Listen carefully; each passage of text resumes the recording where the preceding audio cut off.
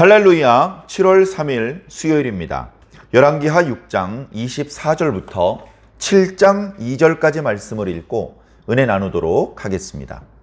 이후에 아람왕 베나닷이 그의 온 군대를 모아 올라와서 사마리아를 애워싸니 아람 사람이 사마리아를 애워싸므로 성중이 크게 줄여서 나귀머리 하나에 은 80세겔이요 비둘기 똥 4분의 1 갑에 은 5세겔이라 하니 이스라엘 왕이 성 위로 지나갈 때에 한 여인이 외쳐 이르되 나의 주 왕이여 도우소서. 왕이 이르되 여호와께서 너를 돕지 아니하시면 내가 무엇으로 너를 도우랴? 타작 마당으로 말미암아 하겠느냐? 포도주 틀로 말미암아 하겠느냐? 하니라. 또 이르되 무슨 일이냐? 하니 여인이 대답하되 이 여인이 내게 이르기를 네 아들을 내놓아라. 우리가 오늘 먹고 내일은 내 아들을 먹자 하매 우리가 드디어 내 아들을 삶아 먹었더니 이튿날에 내가 그 여인에게 이르되 네 아들을 내놓아라. 우리가 먹으리라 하나 그가 그의 아들을 숨겼나이다 하는지라. 왕이 그 여인의 말을 듣고 자기 옷을 찢으니라. 그가 성 위로 지나갈 때에 백성이 본즉 그의 속살에 굵은 배를 입었더라. 왕이 이르되 사밧의 아들 엘리사의 머리가 오늘 그 몸에 붙어 있으면 하나님이 내게 벌 위에 벌을 내리실지로다 하니라.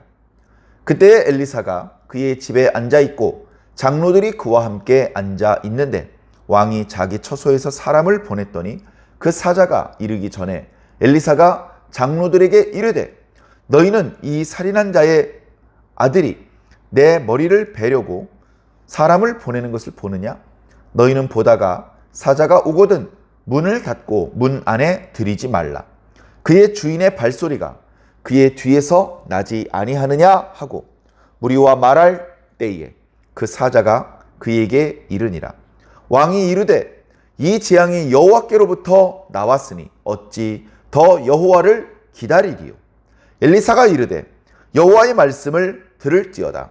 여호와께서 이르시되 내일 이맘때에 사마리아 성문에서 고운 밀가루 한 스아를 한 세겔에 매매하고 보리 2수아를 한 세겔에 매매하리라 하셨느니라. 그때 왕이 그의 손에 의지하는 자 곧 한 장관이 하나님의 사람에게 대답하여 이르되 여호와께서 하늘에 창을 내신들 어찌 이런 일이 있으리요 하더라. 엘리사가 이르되 네가 네 눈으로 보리라. 그러나 그것을 먹지는 못하리라 하니라. 아멘. 자, 우리가 어제 묵상했던 말씀에서 이스라엘을 공격하려던 아람이 엘리사 선지자의 예언 때문에 자꾸 길이 막히자 이제 엘리사 선지자를 잡으려고 했었죠. 하나님께서 놀라운 능력을 베푸셔서 오히려 그들이 사마리아 성에서 포위가 되고 자칫 포로가 되거나 처형이 될 수도 있는 그런 상황을 맞게 하셨습니다. 그러나 하나님께서는 그들을 죽이시는 게 목적이 아니었던 것 같습니다. 그 상황을 통해서 하나님의 자비가 무엇인지 그들에게 깨닫게 해주셨습니다. 왕에게는 순종할 수 있는 기회를 주셨고 아람 사람들에게는 뉘우칠 수 있는 기회를 주셨던 것이죠. 그것이 효과적이었는지 그들은 한동안 이스라엘을 침노하지 못했습니다. 자, 그러다가 몇 년이 지나자 또다시 이스라엘을 공격하게 되었던 것이죠. 아마 성경에 자세히 설명하고 있지는 않습니다만 아람의 당시 주변 정세가 이스라엘을 공격하지 않으면 안 되는 어떤 사정이 있었던 것 같습니다. 성경을 읽다 보면 아람의 왕이라 그렇게만 표현할 때가 있고 오늘 말씀처럼 아람 왕 벤하닷이다 이렇게 표현할 때도 있습니다. 그러면 지난 시간에는 벤하닷은 아니었느냐? 이제 그런 것들이 조금 궁금할 수 있는데 거기 벤하닷이라고 기록되지 않았을 뿐이지 지금 하사일로 아람 왕이 바뀔 때까지는 계속해서 벤하닷이 왕입니다. 나아만 장군 때도 벤하닷이 왕이었고 지금도 베나닷이 왕입니다. 그러면 이때 이스라엘의 왕은 누구냐? 여호람이죠. 여호람입니다. 우리가 잘 아는 아합 왕의 둘째 아들이죠. 그가 12년을 다스렸다고 하는데 그 사이에 온갖 일들이 많이 벌어지죠. 기근이 7년 동안 있기도 하고요. 뒤에 나옵니다만 여러 번 아람과 전투를 벌일 뻔하기도 하고 그 사이사이에 엘리사 선지자는 선지자의 제자들과 함께 있으면서 또 여러 가지 기적이 나타나기도 하고 참 많은 일들이 벌어집니다. 엘리사 선지자가 죽을 때까지도 여호람이 이스라엘의 왕입니다. 그러나 엘리사 선지자는 죽지만 엘리사 선지자를 통해서 예언하게 하셨던 하나님의 말씀은 하나도 빠뜨리지 않고 다 이루어졌습니다. 참 놀라운 하나님의 능력의 말씀이죠. 자, 그렇게 이제 아람 왕 베나닷이 또다시 자신의 군대를 모아가지고 이스라엘을 침공했습니다. 지난 시간에 말씀드렸던 것처럼 변방부터 한 성읍 한 성읍 차례대로 무너뜨리면서 이스라엘 땅을 점령해 나간 것이 아니라 속전속결로 곧바로 사마리아로 가서 사마리아 성을 포위해버렸습니다. 사마리아는 북이스라엘에 있는 다른 성읍과 달리 정말로 무너뜨리기 어려운 성읍이었습니다. 흔히 발석차라고 해서 집채만한 바위 덩어리를 날릴 수 있는 기계로 성벽을 깨뜨리려고 해도 성벽이 2중, 3중 구조로 되어 있어서 부분적으로 허물어지지만 성벽 자체를 넘어뜨리는 것은 불가능한 그런 강력한 구조로 만들어 놓은 것이 바로 사마리아 성이었습니다. 그래, 그들이 사마리아 성을 공격해서 손쉽게 함락시킬 수는 없었지만 그들은 철통같이 그 성읍을 포위할 수 있었습니다. 그들의 포위 기간은 꽤 길었던 것 같습니다. 최소 석 달 이상 그 성읍을 포위했던 것 같습니다. 그러다 보니 그 성읍 안에 양식이 떨어졌습니다. 그 상황이 얼마나 딱한 상황이었는지 몇 가지 예로 들어 설명하고 있는데 나귀 대가리를 은 80세겔에 거래를 한다. 그리고 비둘기 똥을 은 5세겔에 거래를 한다. 이게 무슨 소리입니까? 먹을 게 없다는 거예요. 먹을 게. 이런 끔찍한 지경에 이르렀다는 것입니다. 그 뒤에 보면 왕이 백성들이 잘 견뎌내고 있는지 둘러보려고 나왔어요. 그랬더니 어떤 여인이 꽥 소리를 지릅니다. 비명을 지르는 것이죠. 왕이시여 나를 좀 도와주시옵소서. 그러니까 왕이 뭐라고 얘기를 하는데 이런 말은 좀 안 했으면 좋겠어요. 왕이 뭐라고 얘기를 하는데 이 말은 신앙 고백의 말이 아닙니다. 하나님을 감사, 찬양하는 내용도 아니고 하나님께 도움을 요청하는 간구의 내용도 아닙니다. 이거 하나님을 비웃고 하나님을 저주하고 하나님께 원망하는 그런 내용 아닙니까? 야, 하나님도 너를 안 도와주시는데 내가 널 어떻게 돕겠냐? 내가 뭐 다장마당으로 도울 수 있겠느냐? 포도주 틀로 도울 수 있겠느냐? 타작마당, 포도주 틀, 이스라엘 사람들이 먹는 건 다 거기서 나옵니다.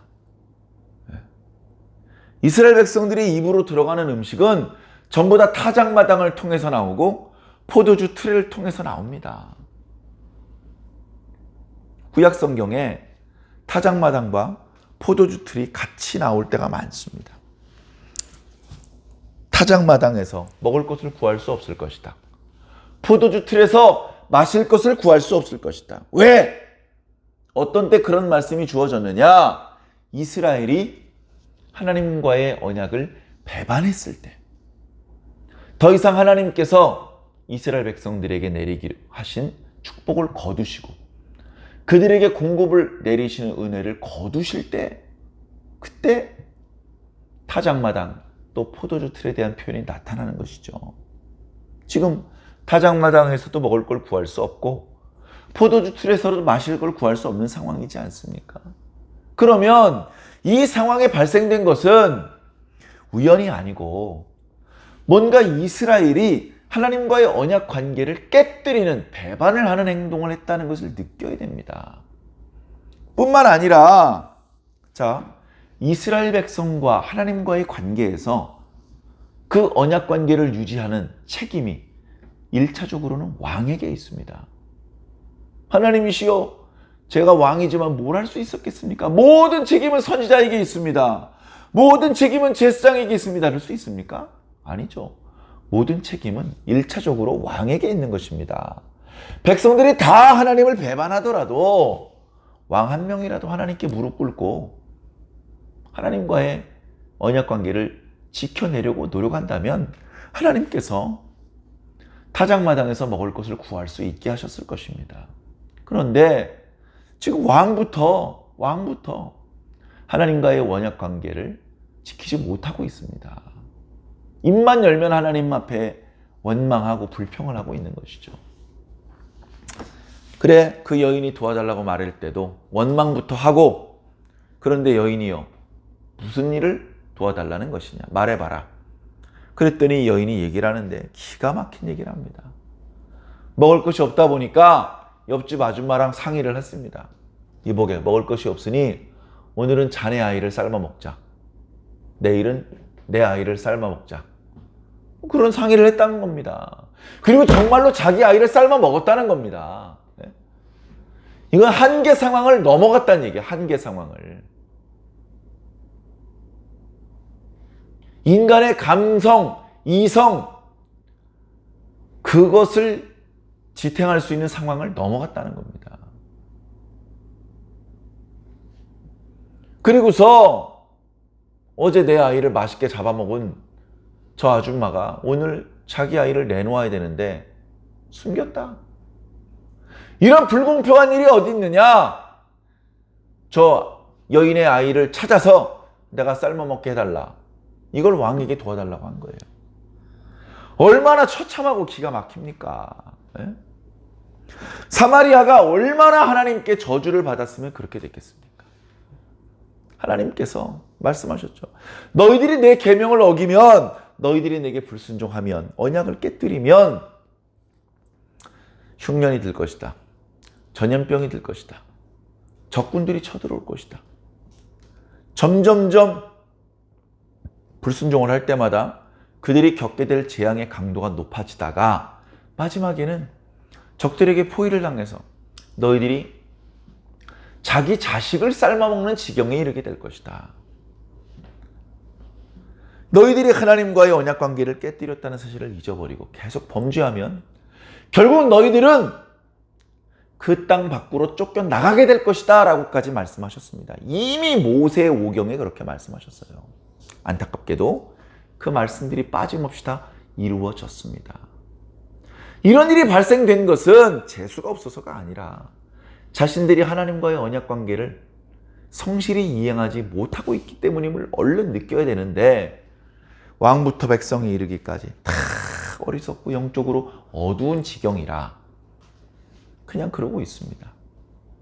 왕이 극도로 화가 나고 답답하고 속상하고 그래서 옷을 찢었습니다. 옷을 찢었습니다. 그리고서 그 여인의 문제를 해결해 주지 못한 채 그 자리를 떠나서 다른 쪽으로 가는데, 옷을 찢은 그 사이로 백성들이 슬쩍 보니까 안쪽에 굵은 베옷을 입었어요. 굵은 베옷은요, 피부에 닿으면요 너무나 이 착용감이 안 좋습니다. 굵은 베옷은 뭔가 회개할 때 지금 이 상황이 재수 없어서 발생된 게 아니라 하나님의 재앙 때문에 생겼구나라고 느껴질 때 하는 행동입니다. 아, 그럼 여호람 왕이 뭔가 좀 회개하고 있나? 아, 그럼 희망이 있구나. 근데 굵은 베옷을 입기는 했지만 문제의 핵심을 몰라요. 하나님과의 언약 관계를 회복해야 되는데, 자신들이 먼저 무릎을 꿇고 회개해야 되는데, 하나님께 도와달라 요구를 하기 전에 용서를 구해야 되는데 정신을 못 차리고 계속해서 원망을 합니다. 그 뒤에 나오는 여호람 왕의 멘트를 보면 이런 말을 합니다. 야! 내가 오늘은 엘리사를 죽여야 되겠다. 그의 머리통이 그의 몸에 더 이상 붙어있지 못하게 만들어야 되겠다. 어저께 묵상했던 말씀에는 내 아버지요! 라고 부르던 사람을 오늘은 목을 잘라버리겠대요. 그러면서 특공대를 파견해서 엘리사 선지자가 있는 곳으로 보냅니다. 그때 왕이 그렇게 결심하고 있을 때 엘리사 선지자는 어느 성읍, 어느 집에서 그 성읍의 장로들과 함께 앉아 있었습니다. 그들과 대화를 나누던 중에 순간적으로 하나님께서 여호람 왕이 어떤 말을 하고 있는지 알게 해주신 것이죠. 그러자 장로들한테 말합니다. 그 장로들은 갑자기 무슨 소린가 했을 겁니다. 이보시오, 여호람 왕이 나를 죽이려고 사람을 보냈어. 그러니 그 사람이 당도하거든 여러분들은 문을 열어서 그를 집 안으로 들이지 마시오. 이렇게 얘기를 합니다. 무슨 소리예요? 갑자기 그게 무슨 소리죠? 그러고 있는데 밖에 두드리는 소리가 들립니다. 엘리사 선지자가 여기 있어? 아, 이거구나. 하나님께서 선지자에게 미리 알게 하신 거구나. 집 안으로 들이질 않습니다. 병사들을 많이 데려온 게 아닌 것 같습니다. 그래, 병사들이 들어오는 것을 그 성읍 사람들이 다 뜯어 말리기 때문에 할 수 없이 그 병사들을 인솔해온 신하들 중에서도 왕이 그의 손을 의지하는 자라고 하는 걸 보니 왕의 측근, 고관이죠. 그런 사람이 그럼 나랑 얘기 좀 합시다 해가지고 나섭니다. 그런데 그 신하도 왕이랑 똑같아요. 입만 열면 하나님을 원망합니다. 이 재앙이 여호와께로부터 말미암았으니 어찌 더 여호와를 기다리리요. 여호와를 왜 기다려? 너희들 빨리 회개해. 기다릴 시간 없어. 너희들이 회개해야지. 너희들이 회개해야 이 문제가 해결돼. 회개할 생각은 안 하고 하나님께 이거 해달라 저거 해달라고 하는데 그런 방법으로는 문제가 해결이 안 돼. 그럼에도 불구하고 엘리사 선지자는 그들이 문제가 해결될 것이라고 예언을 합니다. 내 말씀을 잘 들으시오. 여호와의 말씀을 들으시오. 내일 아침에